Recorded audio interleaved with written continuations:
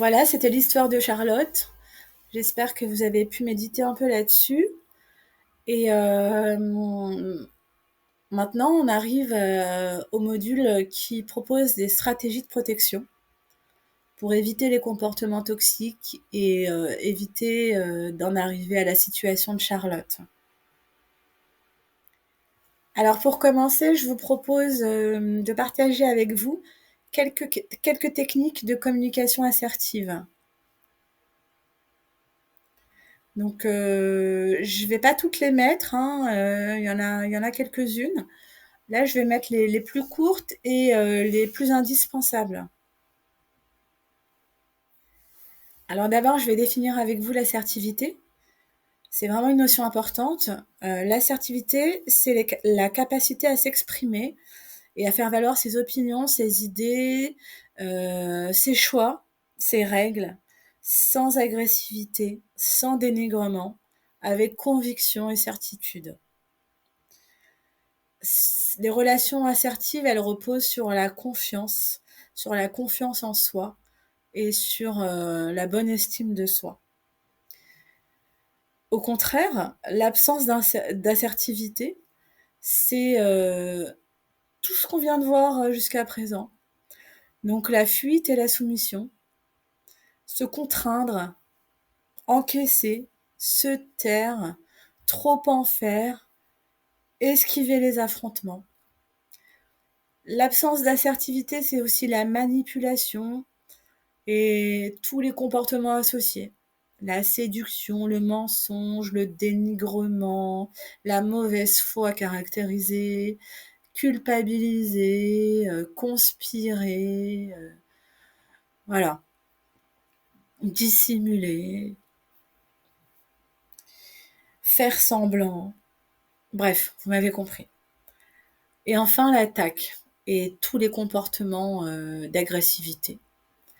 Critiquer, rabaisser, contredire, la médisance, hurler sur les autres,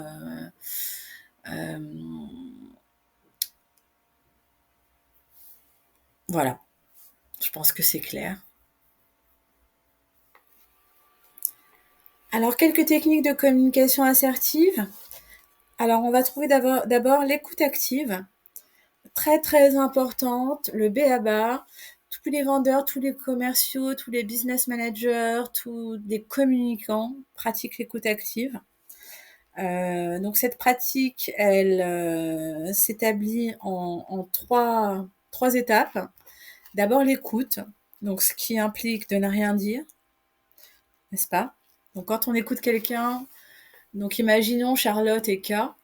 Donc Charlotte écoute K lui dire quelque chose. Par exemple, tu sais ici, qu'est-ce qu'elle lui disait tout à l'heure, K? Tu sais ici, faut pas être susceptible. Donc lorsque Charlotte va écouter K, il faudra pas qu'elle regarde ses pieds à droite, à gauche ou en l'air, mais qu'elle regarde K droit dans les yeux, sans parler, sans rien dire. Donc ça, c'est écouter. C'est la première étape de l'écoute active. Ensuite, il y a questionner. Donc là, Charlotte va questionner K pour être sûre qu'elle a bien compris. Donc elle pourrait par exemple lui répondre donc si j'ai bien compris, ce que tu es en train de me dire, c'est que me faire insulter, ce n'est pas grave et que si je le prends mal, c'est que je suis susceptible. C'est bien ça? Donc là, elle questionne et elle reformule en même temps. Donc ça comprend les étapes questionner et reformuler. Et, euh, et là, Cap peut lui répondre oui, c'est ça. Ou alors Charlotte aurait pu dire, par exemple, en reformulant différemment. Donc le questionnement et la reformulation, ça va souvent ensemble. Hein. Faut savoir que l'écoute active, là, je l'ai dissociée, on l'a dissociée en 3 étapes pour que ce soit clair. Mais quand c'est pratiqué, c'est fluide. On différencie pas les 3 étapes. D'accord? Donc là, je vais vous donner un autre exemple. L'écoute active, c'est vraiment important, important, important. C'est vraiment le principal à intégrer si vous avez du mal avec la communication non violente ou avec l'intelligence émotionnelle, qui est aussi une pratique de gestion du stress. Vraiment, l'écoute active, c'est la base de base de base de la communication authentique, de la communication non violente, de l'intelligence émotionnelle, de la communication assertive. Donc, reprenons avec l'écoute. Donc, qu'a dit à Charlotte, oh là là, tu sais, ici, il faut pas être susceptible, hein. Donc, Charlotte la regarde droit dans les yeux, elle l'écoute. Donc, pendant ce temps-là, elle regarde ni à droite, ni à gauche, ni en l'air, ni quelqu'un d'autre, ni ses pieds. Elle la regarde, elle, droit dans les yeux, sans peur, sans agressivité. Elle la regarde, elle l'écoute, avec attention et bienveillance, quand bien même les propos de cas ne le sont pas. Et donc, par exemple, là, Charlotte, elle va reformuler différemment, la questionnant, en lui disant: «Donc, si j'ai bien compris, ce que tu es en train de me dire, c'est que je dois accepter de me faire insulter et ne rien dire». Voilà, ça, c'est une façon de reformuler. Et peut-être que K va lui répondre: «Ben, ouais», ou peut-être qu'elle va lui répondre: «Non, pas du tout, c'était juste de l'humour». Voilà. À pratiquer. Vous me ferez des retours. Ensuite, la communication non violente. Donc ça, c'est une partie de c'est la méthode de la communication non violente. Maintenant, ça demande beaucoup de pratique quand on n'a pas l'habitude. Donc, comme l'écoute active, quand on la pratique, elle est fluide. Mais au début, bon, ça prend un peu de temps. Alors d'abord l'observation. Donc, on va s'exprimer sur l'observation d'un fait. Donc c'est purement factuel l'observation, c'est ce qu'on voit, c'est pas ce qu'on ressent, c'est pas ce qu'on croit. Par exemple, quand quand j'entends K dire à Charlotte, ou quand je constate, ou quand voilà. Donc dans l'observation, il n'y a pas de jugement de valeur, il n'y a pas de comparatif, ni de généralisation, ni d'interprétation personnelle. Ensuite, on va exprimer son sentiment. Donc, dans l'observation, il n'y a pas non plus de sentiment. Donc, quand je t'entends, par exemple, si elle s'adresse à K, quand je t'entends me dire que je me sens. Donc là, on va exprimer un sentiment, un ressenti. Je me sens,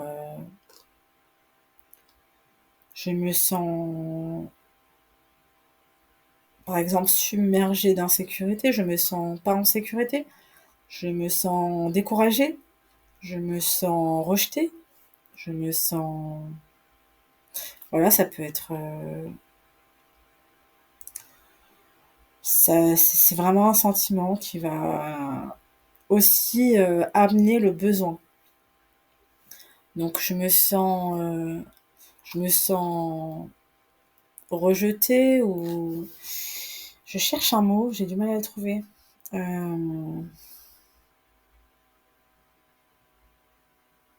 Je ne me sens pas validée, par exemple. Je ne me sens pas validée car j'ai besoin, alors là, dans le besoin, pour que ce ne soit pas justement une demande, mais manifester un besoin, il va falloir avoir besoin d'eux et non pas que. Par exemple, j'ai besoin que tu ne me dises pas ça ou que tu changes, non. Donc là, ça sera l'expression, ce besoin sera l'expression d'un besoin intérieur, souvent. Euh, j'ai besoin de respect, j'ai besoin d'une communication assertive, j'ai besoin,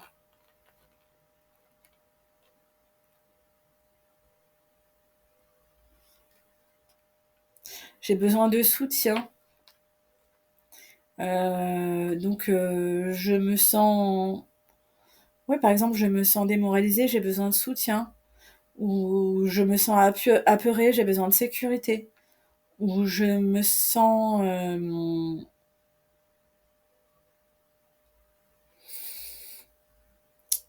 comment elle pourrait se sentir oui, je ne me sens pas validée, j'ai besoin d'intégration, j'ai besoin de respect, j'ai besoin de bienveillance. Voilà.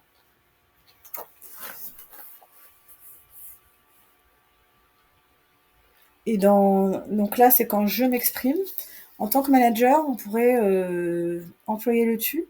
Ça peut arriver aussi en tant que parent dans un autre contexte à ses enfants. Donc là, c'est la même chose, hein. Donc l'observation doit être factuelle quand tu constates, quand tu entends, quand tu vois que est-ce que tu sens que euh,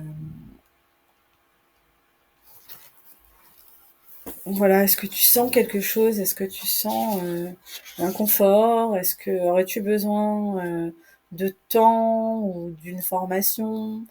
Souhaiterais-tu que nous en fassions la demande? Ce genre de choses. Voilà, j'espère que c'est clair. Entraînez-vous plus au jeu, quand bien même vous êtes manager, puisque c'est toujours plus simple de manifester ce qu'on ressent que de le manifester pour l'autre. Et l'intelligence émotionnelle, je vais pas le développer ici, parce que ça va prendre un peu trop de temps. Puis là, tous les liens que je vous ai mis dans cette formation, ils sont accessibles et gratuits, hein, ils sont offerts. Et donc là, c'est les bases de l'intelligence ou régulation émotionnelle. Et c'est plus un discours qu'on va avoir avec soi. J'ai voulu le mettre ici parce que euh, pour pouvoir avoir une communication assertive, il faut aussi que notre système cognitif il soit bien paramétré avec soi-même. Donc j'ai voulu le mettre ici. Voilà. À vous de jouer maintenant. Et enfin, pour cette troisième partie, je vous propose une méthodologie, un processus pour établir des limites claires. Donc établir les limites claires, c'est vraiment une définition de l'assertivité. J'espère qu'avec tous ces outils et toutes ces pépites, vous pourrez vous projeter et communiquer de façon assertive. Donc pour établir des limites claires avec quelqu'un, il faut d'abord se rappeler qu'il ne s'agit pas de vous. Il ne s'agit pas de moi, mais il s'agit de l'autre, de sa perception, de ses filtres et de ses intentions. Donc, autant que faire se peut, s'habituer, se programmer, s'entraîner à ne pas prendre les choses personnellement. Établir des limites claires, c'est aussi dire non. Savoir dire non de façon ferme et décidée. Même si on est nouveau comme Charlotte, il faut savoir dire non dès le début et pouvoir alerter sa hiérarchie dès le début, sans agressivité, sans énervement, avec intelligence, bienveillance et, euh, et, euh, et professionnalisme. Ne pas répondre à une agression sur le même niveau d'énergie. Donc, si vous faites agresser, si vous faites parler avec, voilà, imaginons que K il parlait à Charlotte avec ce ton que j'ai employé tout à l'heure. Ah, ah, ah, bah tu sais ici, vous savez cette façon-là, ah là là. Eh ben, ne pas faire la même chose, ne pas imiter. À moins que vous recherchiez le conflit, mais vraiment, c'est vraiment pas ce qu'on recherche. D'abord parce que le conflit, ben, ça va juste générer du stress, de la colère et donner à l'autre ce qu'il attend finalement. Donc répondre de façon calme, en tout cas rester calme et pouvoir dire les choses de façon calme, sereine et objective. Si c'est pas possible, ne dites rien. Respirez, pratiquez la cohérence cardiaque et restez calme.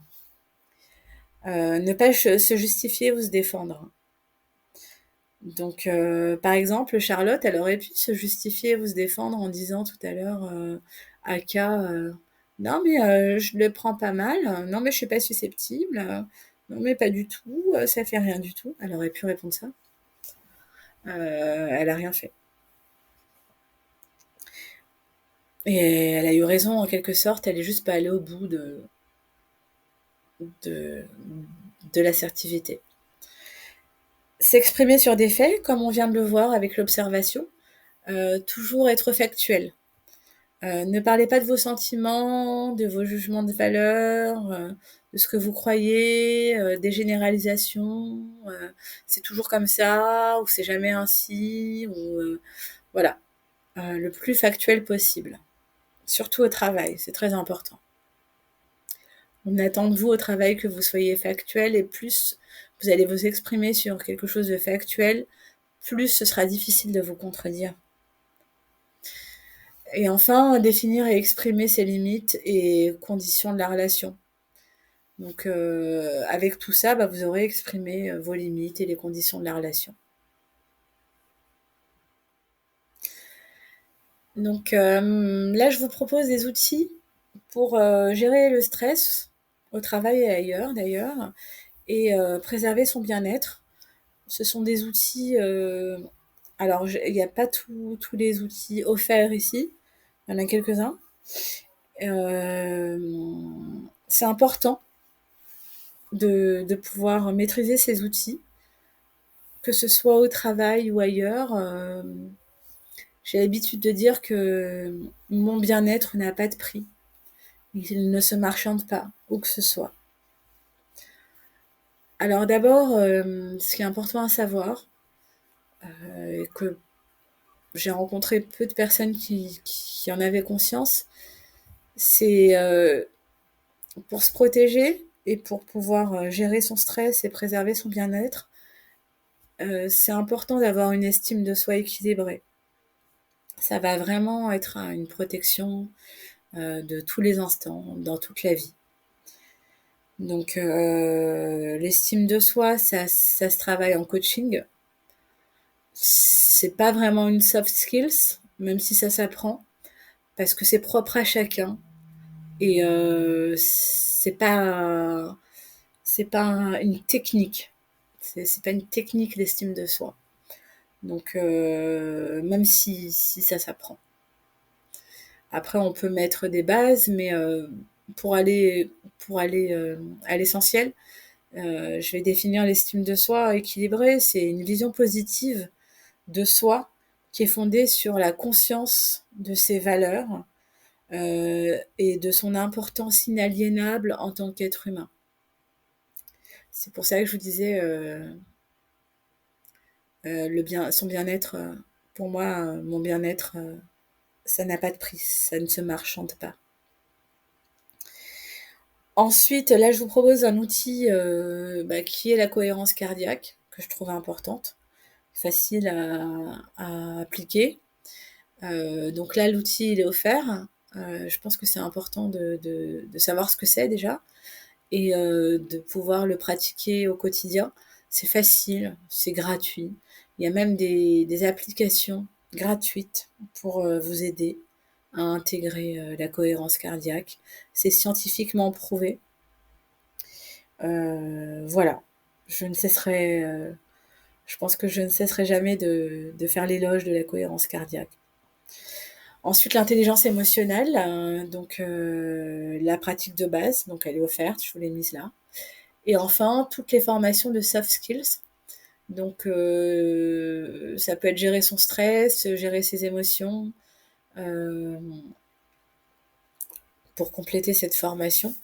Il y a d'autres formations, donc comme développer son assertivité et, et sa résilience.